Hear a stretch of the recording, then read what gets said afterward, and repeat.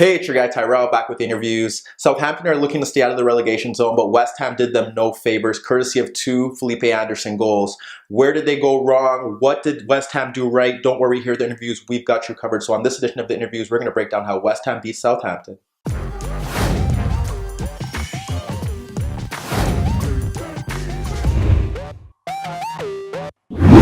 So before we get into today's video, don't forget to give our video a thumbs up if you do enjoy it. The bell below does give you daily notifications regarding our organic, unfiltered soccer/footy analysis. And don't forget to subscribe to our channel. In today's video, we're going to briefly break down what Southampton did in the first half right and how they're able to get into good positions. Then move to the second half and see how West Ham were able to steal 3 points. But first, let's get to the starting lineups. We look at West Ham, more of a 4-2-3-1. Snodgrass just in behind Lucas Perez.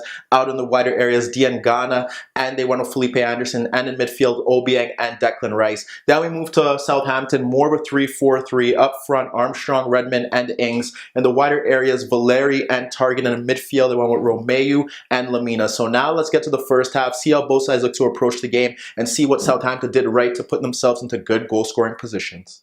So when we break down Southampton against West Ham, one of the big talking points in that first half was the movement of the wider players. For most parts of the season, we have Southampton dropping off deeper in that 5-4-1, looking to play on the counterattack. Here, the onus was on them to break West Ham down because they weren't adventurous. They dropped off. They didn't push too many men forward unless the opportunity was there. And this was about Southampton finding Redmond and Armstrong in those narrow positions. When they move into those narrow positions, looking to get the ball to feet, they do have the overload because they're on either side of Obiang and Rice. The other thing was that it allows the wingbacks to push forward and occupy Antonio and Cresswell. So it gives them width, it gives them more numbers in midfield, and it allows them possibly more service into Ings. When you look at some of their best opportunities, it stems predominantly down that left-hand side where Armstrong was able to pick up the ball and they were able to exploit the poor positioning of Antonio, who is not a natural right back. You see Armstrong dropping off in the earlier stage, getting the ball from Lamina. He picks up the ball from Lamina, and instantly you see Antonio a bit too narrow,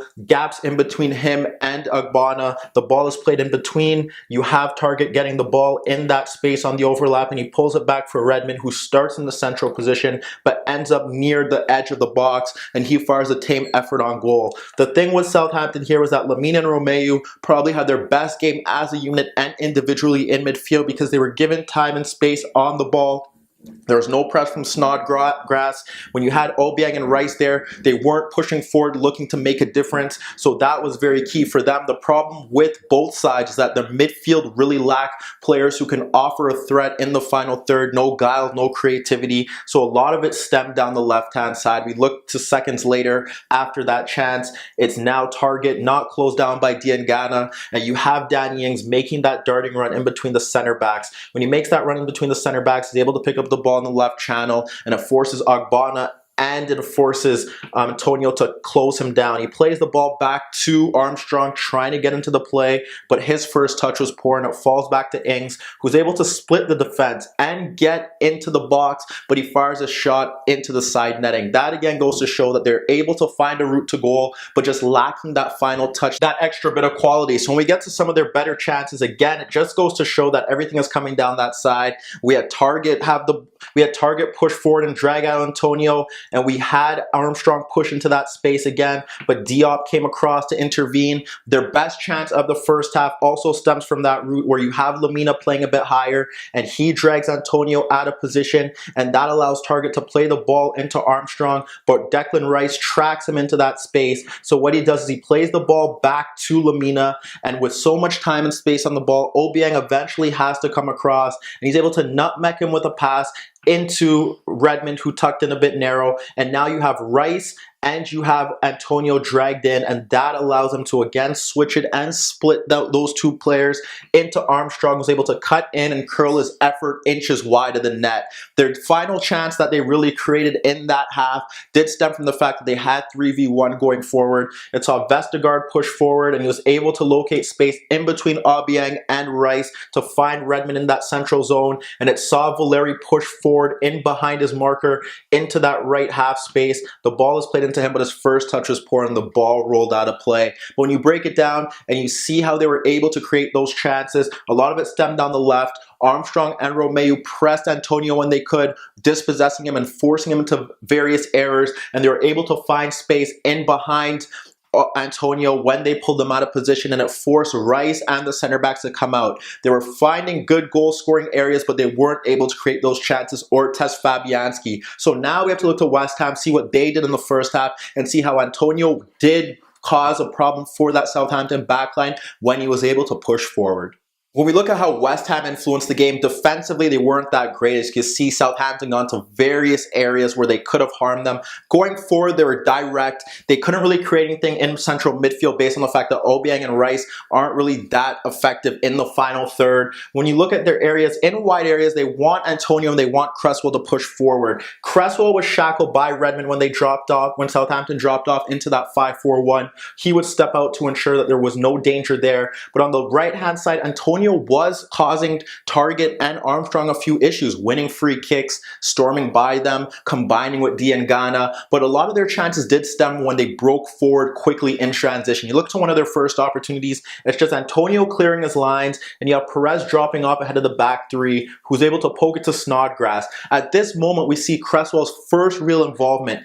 He did deliver some deep crosses throughout the first half, but this was him breaking forward in transition, getting away from Redmond. Snodgrass slid the ball to Felipe Anderson. Cresswell made the overlapping run, got the ball in the half space, pulled it back to Lucas Perez, but he slashed his shot wide. Should do better there. Should force McCarthy into a save. The second opportunity stems from the fact that Antonio now was able to drive forward. He was able to push forward with the ball, carry it. This is one of his key strengths. Skip past Romeo. Danny Ings tried to stop him. Couldn't do anything about that. Pokes it into Perez, who drops off and lays it off to Felipe Anderson, but he fires a shot inches wide of the net. The final opportunity, it does stem from the fact they're able to punt the ball into that left channel, into that right channel for them, because Target was always advanced. And what that does do is see Perez drive into that area. Felipe punted the ball there and was able to catch up to the play. As he does, Lucas slides the ball to Felipe, but Romeo tracks it well and pokes it into the path of Snodgrass, who cuts back outside of Romeo and slashes a shot inches wide of the net. But you get the idea of what West Ham were doing well, breaking in numbers, breaking into the channels, trying to get the ball quickly into the strikers, because when they were able to sustain the ball for long periods of play, they were unable to break down Southampton, and without the ball, they were struggling as well. So now we have to look to the second half, see what Pellegrini changed and how West Ham were able to fight back from 1 goal down to gain 3 points. Although we want to tell you that West Ham made significant changes in the second half to claim 3 points, they didn't really do that here. When we look at the goals, a lot of them were manufactured from simple defensive mistakes. The first one stemming from the fact that Ogbonna had a poor clearance, and then West Ham couldn't clear their lines. Following an incredible Fabianski save, Redmond was able to tap his effort into the net. And then we look to the way that West Ham responded a few minutes later. From a simple throw-in, you have Cresswell play the ball right back into the path of Felipe Anderson, plays it back to him, and they're able to bypass what is Valeri and what is Lamina. Felipe Anderson plays the ball in between them. Cresswell's cross is cleared to Yoshida, clears it into the path of Felipe Anderson, but no one is able to press him or step close to him, and he fires a great effort at the near post past McCarthy. You look at that, 1-1, what are both sides going to do? We see that West Ham make the first change. They bring off Diangana. They move to a 4-4-2 with Carroll and Perez up front. That means Snodgrass moved over to the right-hand side. So there you have now Andy Carroll able to bring the ball down with his chest, move more as a focal point so that they can get the ball more into Southampton's half, but he didn't really impact the game. Southampton also brought on Shane Long for Danny Ings. Ings was often dropping off a bit deeper to get on the ball with Shane Long. You know he's going to break into the channels, try to play him behind, but even Long didn't offer much. When you look to the second goal does stem from a counterattack where Southampton were caught 4v2. Antonio again, he ends up playing a superb pass to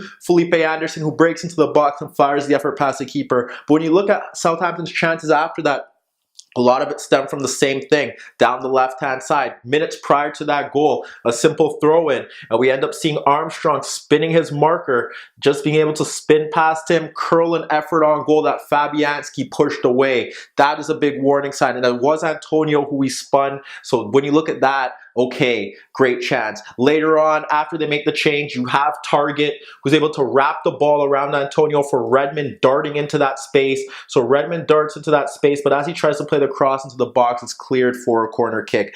That is how they were getting about it. Armstrong from a deeper position, looking to find Target, breaking in, clips a diagonal ball into that path. Long tries to run with Diop to try and get onto the cross that flies through the 6-yard box. Nothing happens there for him. We saw Redmond play an early cross into the box for Long. Again, he can't get onto it. When you break it down, you look at that, no other changes really mattered after that. We saw Noble come on. We saw Charlie Austin come on. They moved to a 4-4-2. But at the end of the day, what happened here was the fact that, and when you break it down, Southampton had great chances down the left-hand side. Armstrong was a continuous threat. They were able to exploit Antonio. When you put it on the flip side, Antonio breaking forward, we saw it later on in the second half, just picking up the ball, storming past 3 challenges. He ended up offering an attacking threat as well, and West Ham took their chances, and Felipe Anderson's finishing was the difference here. And when you look at both sides, where West Ham are able to look at their big money spent signing this summer in Felipe Anderson, who can make the difference, Southampton simply don't have that, and they're going to have to find a way to get over that hump, because if they don't, they could be in for a big relegation battle. But let me know what you guys think. Where will West Ham finish this season? Are they destined for a top half finish? And what about Southampton? Do you think they'll stay up, or will they go down? Meet me in the comments below. Don't forget to upload videos every day, and don't forget to subscribe to my channel. If you like this video, give it a thumbs up. And that was your daily dose of the interviews.